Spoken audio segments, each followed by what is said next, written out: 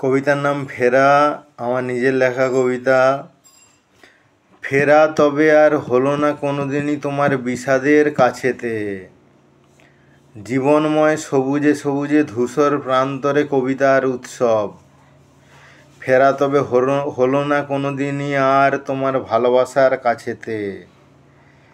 ডাক ওঠে ওপারে সবার মাঝি মোল্লার, ডাক ওঠে ওপারে যাবার মাঝি মোল্লারের বাঁশিতে।